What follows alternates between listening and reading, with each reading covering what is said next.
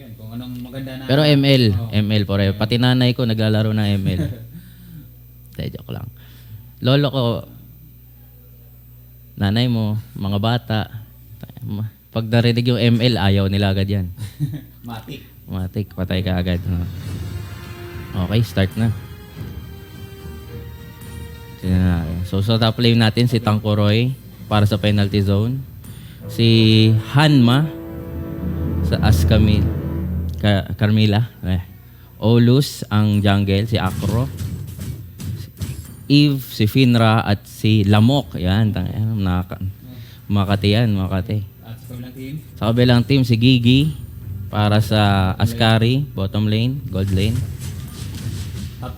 Top lane, si CJ. Si Niel Boy, Kadita. Hellboy ba yan? Hindi, Niel yan, boy. Basta boy. Si Ling, di ko na, ano pa pangalan? Piao Jikat. At si Jester, no? May bakbakan agad dito ng nakuha ng red team yung Lito. Hindi nila i-go.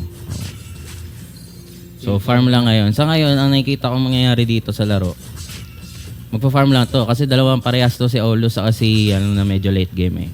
Although tingin ko mas okay yung spike ni Ling pagdating sa mid game. Pero si Olus sobrang kate niyan pagdating ng late game. Hindi tumama yung second skill niya, no? Set. Uy, ang ganda ng talon, Diyos ko. Kaso hindi, nakasprint agad. Ling. Hindi tumama. Okay. So walang patayan. Oh, mukhang meron. Wala. Best of 1 nga lang pala tong quarterfinals kaya medyo yung team natin ngayon. Thank you.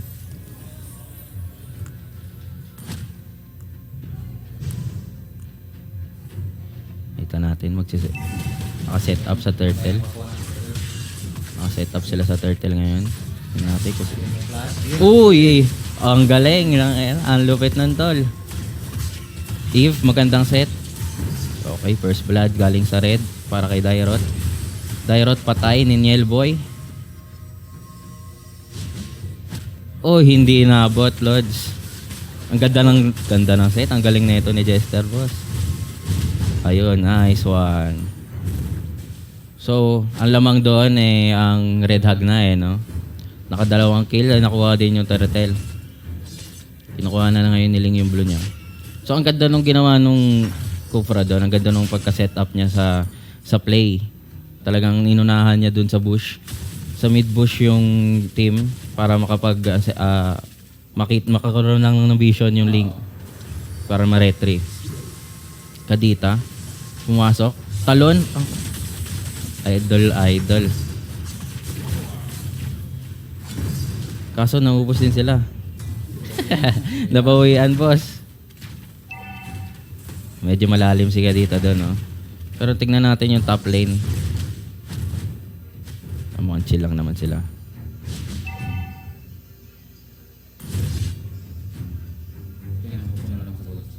Lamang sa gold ngayon ang Red Hag na, no? 10.1 sa 9 magna 9.6 ng hindi naman gano'n kasi medyo nakabawi din sila eh. Mukhang walang mangyayaring setup sa baba. Pero tatlo sila against sa isang i-retail, no? Sa ngayon si Olus magpa-farm lang talaga yan. Yan yung role niya eh. Pero mukhang patay si Dairot kay Niel Boy. Baka Niel Boy yan.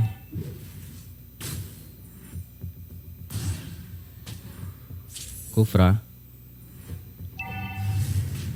So ito na naman, turtle fight na naman, no? Sino kaya makukuha?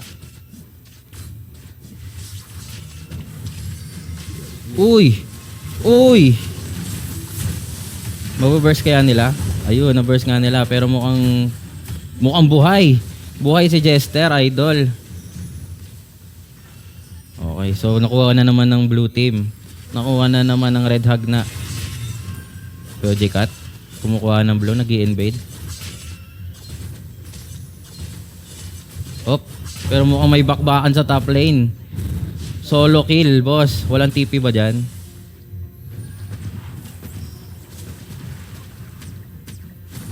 Solo kill yun, no?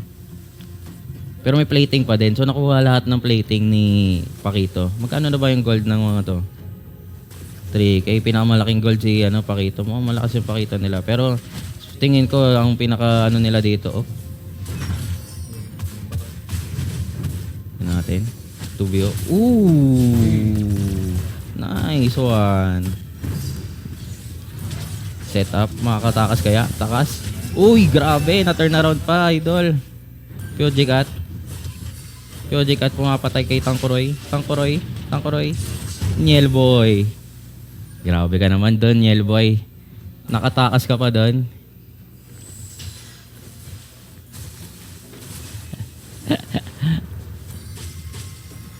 So ito si Jester, no? Nagbibigay lang ng vision kay Ling. Mukhang pupush sila tong top lane. Tapos dinozone out lang ni Jester yung dalawa, yung tank saka yung jungle ng kalaban. At ngayon si Kari at saka si Iritel medyo stalemate lang ngayon. Pero medyo mas lamang si Kari sa pera. Unti lang lamang. Unti lang na kalamangan.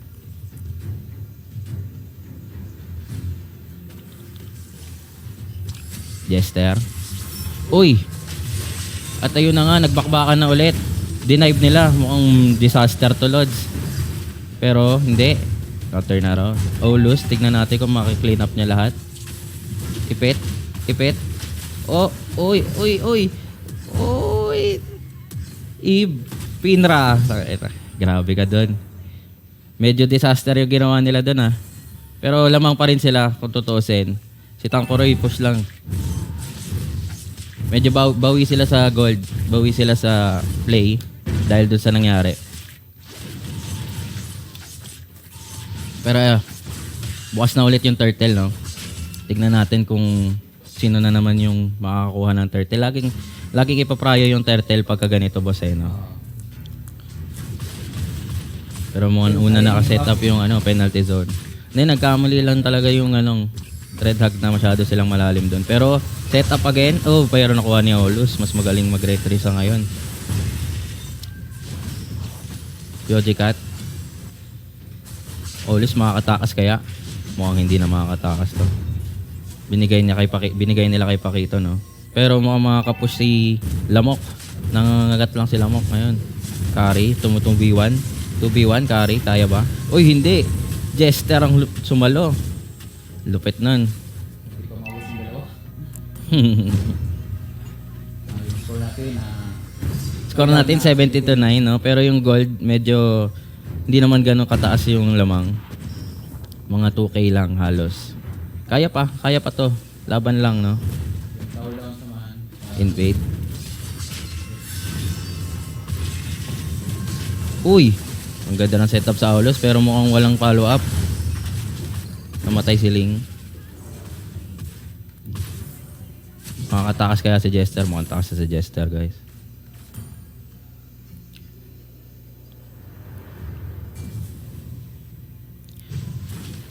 Sa tingin mo, sinong lamang dito sa late game, Sir Noli? Uy, ang ganda ng set. Pero wala siyang SS doon, no? Pero patay pa din si Olus. Nabigyan pa din nila si Olus. Parang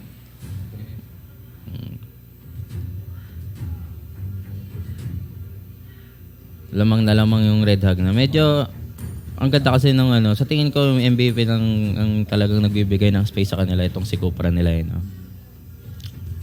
Kaya siguro nila ni last pick talagang... Uy, pero nabigyan yung Iritel. Ang bilis ma-burst. Mukhang pati si Carmela madadami pero naka-vengeance. Eve. Magkasama. Eve, nag-SS. 4 na sila.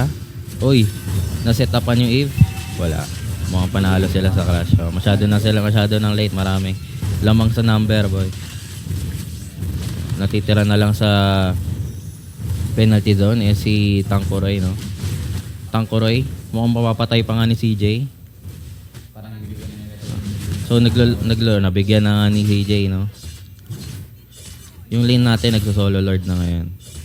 Mukhang maganda na yung ano. Pero sa ML kasi, ang bilis na ma-turn around lang lahat eh. No? Kaya di pa rin tayo pwede magpasigurado. Pero ito, yung Pakito nila talagang lamang na lamang. No? Tignan natin yung gold ng lahat. So sa ngayon, ang lang pinakamataas na gold, si Pakito. Pero wag ka, si Iritel ah. Ang Iritel natin ngayon, 7.2k ang pera. Medyo patago lang na nagpa-farm. Uy. Uy. Mukhang ano. Medyo ubos na yung jungle ng kalaban, no? Malaki na ng lamang. Halos 6k na ang lamang neto ngayon ng Red Hag na. Tapos na rin yung mga upper tower na ng kalaban. Yung penalty zone. Oh, at may Lord pa nga, no? Pero ang Lord na to hindi pa yung First Lord ata yun. First Lord pa lang to, no? So, kayang-kaya pa tumadef. Tingin ko, tama lang itong ginagawa nila na magkasama muna. Pero, tingnan natin kung paano mangyayari. Kadita, pumasok. Wala na tamaan sa Petri. Nag-SS. Kari, Kari, ipet. Oh, Kari! Nabigyan pa dito mama si Jester. Pyojikat, mabibigyan ata. Makakatakas ba? Nakatakas. Nabigyan ni CJ. Nabigyan ni CJ si Lamok pero nakagat din ito ay ni Eve. Ni Finra. So nakapag-dep sila. So sa totoo lang, ang lamang doon eh itong penalty zone, no? Dahil hindi nagamit ng ano yung Lord. Pero gano'n naman usually.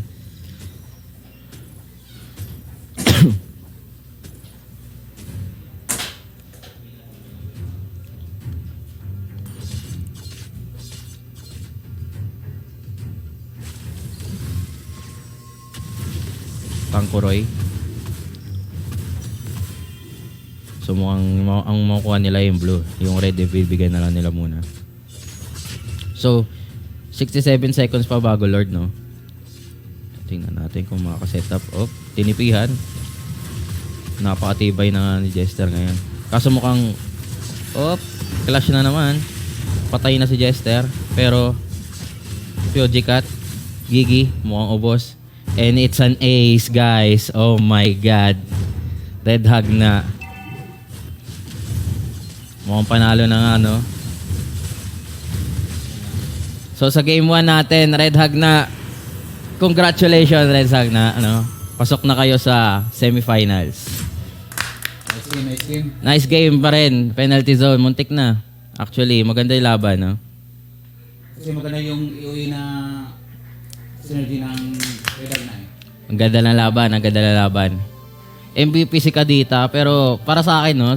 Sa buong laro, si Pyojikat si Pyojikat sa si Jester yung maganda yung setup sa jungle kasi nabigyan.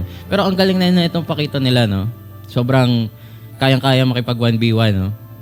Good game pa din sa penalty zone, no? Pag-defend naman sila.